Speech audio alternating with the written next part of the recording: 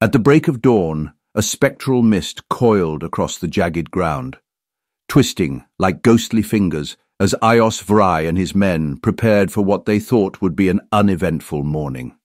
They had come to Oriar Paith, a serene village spread beneath the shadows of the highlands above, driven by whispers from their contacts within the shadowed sun.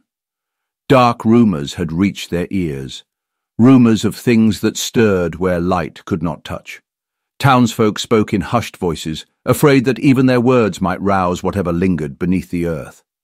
As night fell, the well at the heart of the square became the epicenter of their nightmares. Low, guttural growls echoed from its depths, growing louder with each sunset, swelling into a crescendo that clawed at sanity. Some swore the well was alive, its yawning blackness studded with immense, glistening eyes that reflected back the terror of those who gazed into it.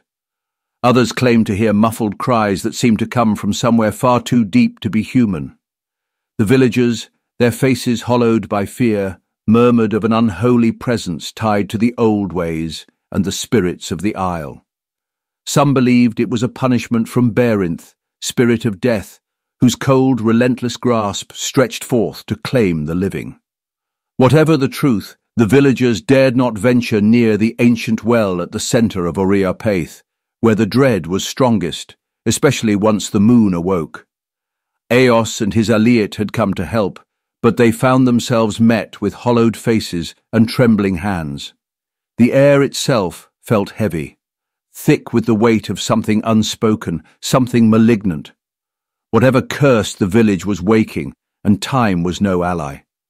Still, Ios stood resolute, determined to aid these broken people.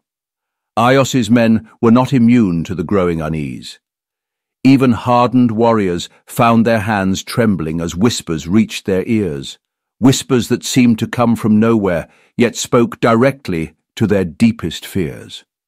When the first rays of sunlight broke over the horizon, hope shattered like glass. The attack came swiftly, violently. Out of the morning mist surged the King's Guard, led by the cold and unyielding Lieutenant Coulter. Their polished armour caught the pale light like shards of a mirror, their swords drawn and dripping with cruel intent. The ambush struck with the ferocity of a thunderclap, scattering the Aliat into chaos. The battle was a nightmare of shrieking steel and torn flesh. Ios fought at the centre of it, his voice raw as he rallied his men. Each swing of his blade was a plea to hold the line, to hold on to hope. But the King's Guard were merciless and unrelenting, their discipline and numbers grinding the Aliat down like a slow, crushing tide. Around him, Ios saw his comrades fall, faces he knew, men he trusted, reduced to lifeless forms, sprawled in the dirt. Torvin, his oldest friend, collapsed at his feet with a broken cry, blood pooling from a fatal wound.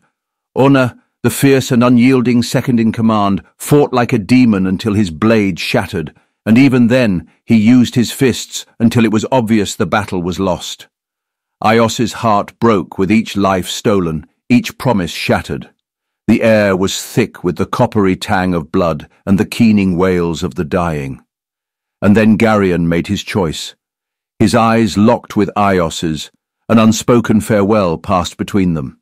With a defiant roar, he seized the Lordstone, its ancient power crackling with energy, and hurled it into the well's gaping maw. The sword vanished into the abyss, swallowed by darkness deeper than any the village had known. The act was a beacon of hope, but it came at a terrible cost. Several of the Aliat's leaders followed Garion, their weapons spent and their bodies failing, and threw themselves into the path of the King's Guard. Their sacrifice was brutal and swift, their blood staining the rocky ground.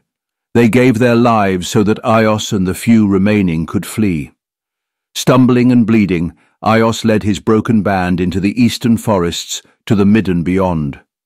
As they fled, he saw others escaping into the highlands, the cries of pursuit echoing behind them. As the shadows of the mountains swallowed them whole, safety became an illusion. And for the first time the Aliat had faltered. Eos's soul was a battlefield of grief and guilt, haunted by the faces of those who had died for him.